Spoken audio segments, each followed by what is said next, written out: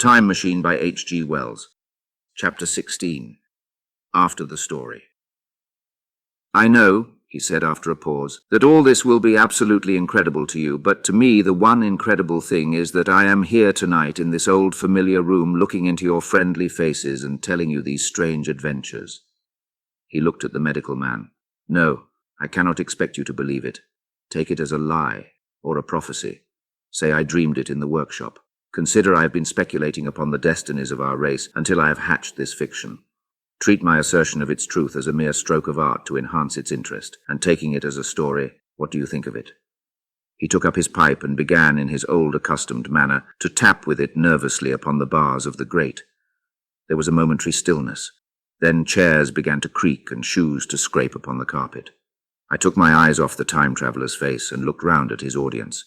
They were in the dark, and little spots of colour swam before them. The medical man seemed absorbed in the contemplation of our host.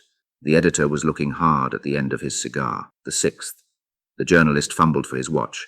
The others, as far as I remember, were motionless. The editor stood up with a sigh. "What a pity it is you're not a writer of stories," he said, putting his hand on the time-traveller's shoulder.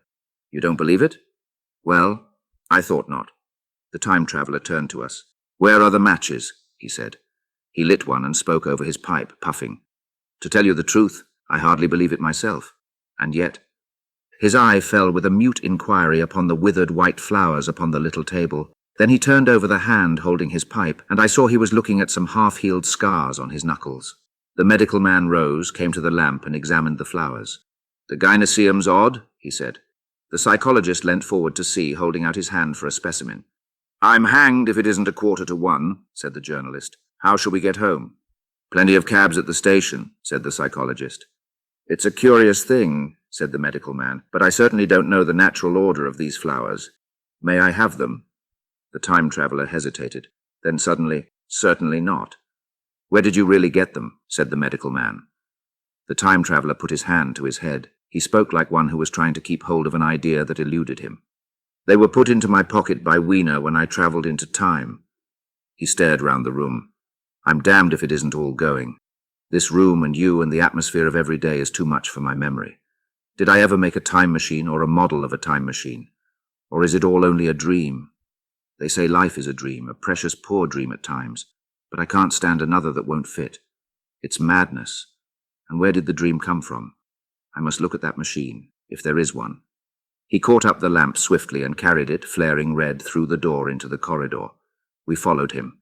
There, in the flickering light of the lamp, was the machine, sure enough, squat, ugly and askew, a thing of brass, ebony, ivory, and translucent glimmering quartz, solid to the touch, for I put out my hand and felt the rail of it, and with brown spots and smears upon the ivory and bits of grass and moss upon the lower parts, and one rail bent awry. The time-traveller put the lamp down on the bench and ran his hand along the damaged rail. "It's all right now," he said. "The story I told you was true. I'm sorry to have brought you out here in the cold." He took up the lamp, and in an absolute silence we returned to the smoking room. He came into the hall with us and helped the editor on with his coat. The medical man looked into his face and, with a certain hesitation, told him he was suffering from overwork, at which he laughed hugely.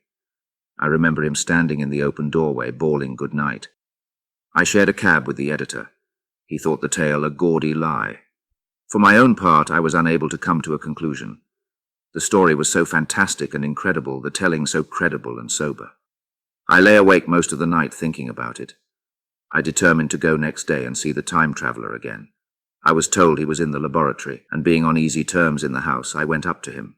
The laboratory, however, was empty. I stared for a minute at the time machine and put out my hand and touched the lever. At that, the squat, substantial-looking mass swayed like a bough shaken by the wind. Its instability startled me extremely, and I had a queer reminiscence of the childish days when I used to be forbidden to meddle. I came back through the corridor. The time-traveller met me in the smoking room. He was coming from the house. He had a small camera under one arm and a knapsack under the other. He laughed when he saw me and gave me an elbow to shake.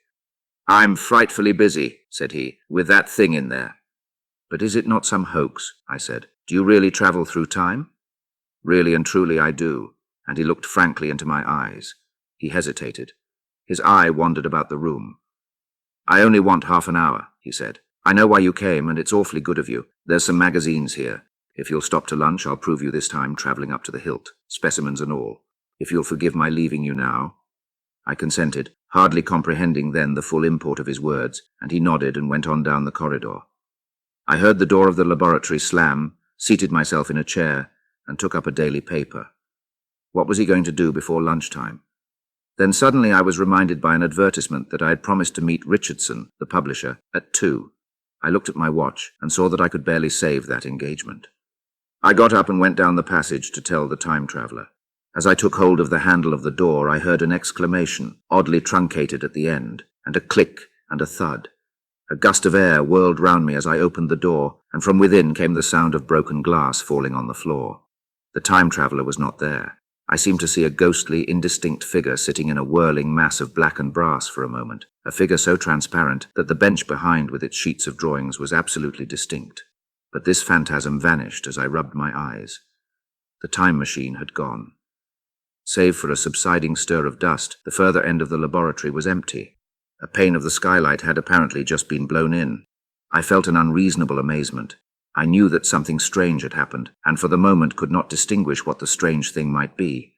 As I stood staring, the door into the garden opened, and the manservant appeared. We looked at each other. Then ideas began to come. "Has Mr. gone out that way?" said I. "No, sir, no one has come out this way. I was expecting to find him here." At that I understood. At the risk of disappointing Richardson, I stayed on, waiting for the time traveller, waiting for the second, perhaps still stranger story, and the specimens and photographs he would bring with him. But I am beginning now to fear that I must wait a lifetime. The time traveller vanished 3 years ago, and as everybody knows now, he has never returned.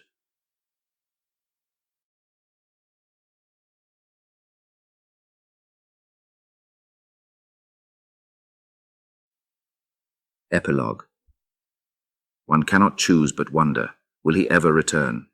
It may be that he swept back into the past and fell among the blood-drinking, hairy savages of the age of unpolished stone, into the abysses of the Cretaceous Sea, or among the grotesque saurians, the huge reptilian brutes of the Jurassic times. He may even now, if I may use the phrase, be wandering on some plesiosaurus-haunted oolitic coral reef, or beside the lonely saline seas of the Triassic age. Or did he go forward into one of the nearer ages in which men are still men, but with the riddles of our own time answered and its wearisome problems solved, into the manhood of the race? For I, for my own part, cannot think that these latter days of weak experiment, fragmentary theory, and mutual discord are indeed man's culminating time. I say, for my own part. He, I know, for the question had been discussed among us long before the time machine was made, thought but cheerlessly of the advancement of mankind, and saw in the growing pile of civilization only a foolish heaping that must inevitably fall back upon and destroy its makers in the end.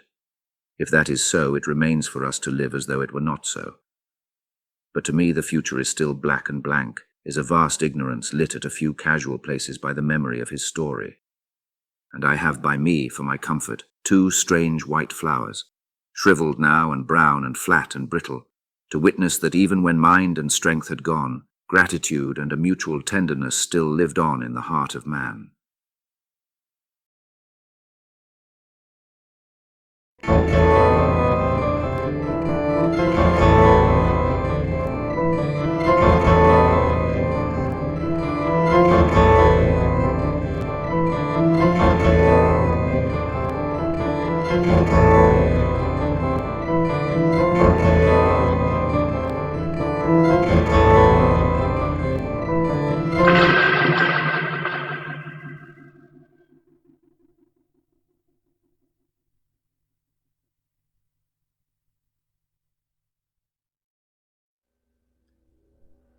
Masters, mistresses, the Doctor requires materials in order to maintain the TARDIS and ensure continued functionality. He similarly requires carbon-based comestibles to sustain his own biological functions and existence. Master would never say this, but he requires aid beyond that supplied by this unit in order to acquire these. To aid the Doctor in his various tasks and creations, this can be most effectively achieved via Patreon or Substack subscriptions, or through donations directly to PayPal. Or if you desire physical goods in return for your contributions, written accounts of my travels with the Doctor are also available on Amazon. Links are in the description below. Thank you, masters, mistresses.